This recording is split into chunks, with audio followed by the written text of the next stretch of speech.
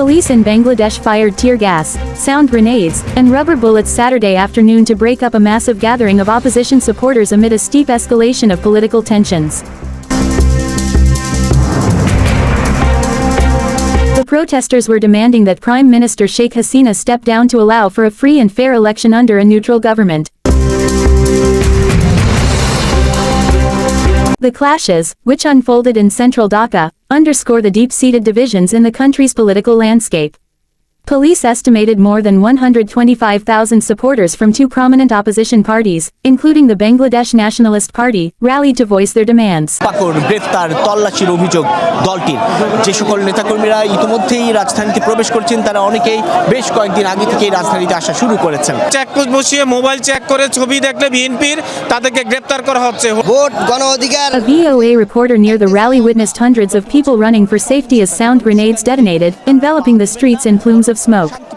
The violence spread around the protest site, as police fired tear gas and rubber shotgun rounds, while protesters retaliated by throwing stones and bricks. Bangladesh police spokesperson AKM Kamrul Hassan told VOA that at least one member from the police force was killed, and dozens of others were injured during the clashes. The police member who was hacked in the head died after being taken to the hospital, he said. Several individuals injured during the clashes were rushed to Dhaka Medical College Hospital, the country's largest, with wounds from rubber bullets. The United States condemned the political violence that unfolded in Dhaka on Saturday afternoon. We call for calm and restraint on all sides and will review all violent incidents for possible visa restrictions, said Assistant Secretary of State for South and Central Asian Affairs Donald Lu in a statement posted on X, formerly Twitter. In May, Secretary of State Antony Blinken announced the implementation of a new U.S. policy that allows the restriction of visas to individuals from Bangladesh who are found to undermine the country's democratic election process.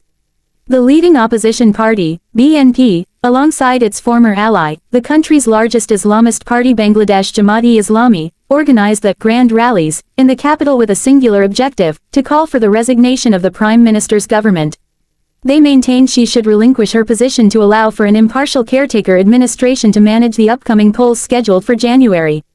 Earlier in the afternoon, in Dhaka's Nayapaltan neighborhood, the BNP rally kicked off in front of the party's headquarters, with thousands of party leaders and activists as well as affiliated organizations.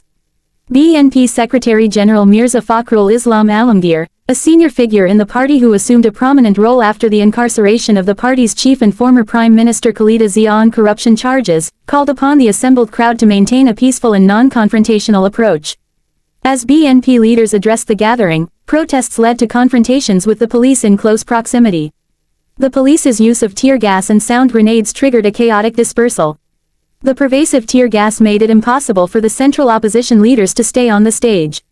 Senior BNP leader and the party's joint general secretary Syed Moazzam Hossain Alal claimed police and the ruling party supporters attacked their rally.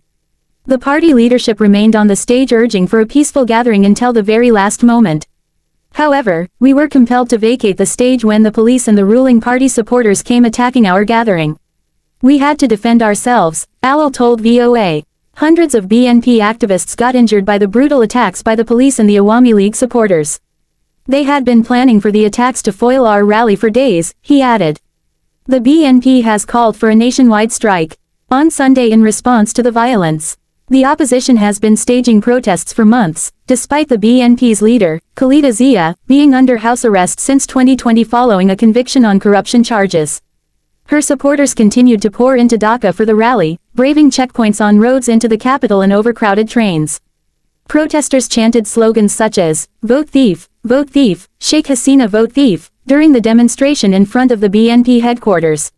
In addition to the immediate resignation of the Hasina government, the opposition activists demanded the release of Khalida Zia and the establishment of the people's right to vote. The fascist Awami League government has run out of time, it's time for Sheikh Hasina to step down or the common people will drag them down from power. People want to cast their vote freely and they want to vote for the BNP, said Rahmat, a BNP supporter from northern Bangladeshi district of Naugaon, who gave only his first name to VOA. The BNP accused the police and security forces of obstructed the gathering of BNP supporters by employing tactics such as arrests, raids, and detentions. Multiple local media outlets have reported that law enforcement agencies established checkpoints at the entry points to Dhaka, seemingly intended to discourage people from participating in the rally. To the best of my knowledge, more than 2,000 BNP supporters were arrested or detained in just the last 2 days. The actual number might be much higher as we are still trying to gather more information, said BNP leader Alal. According to local media reports, the Bangladesh Telecommunication Regulatory Commission issued a directive to telecom operators, instructing them to either shut down or reduce internet services from 11 a.m. to 8 p.m. in the vicinity of the rally. The VOA reporter covering the event couldn't access the internet while on site.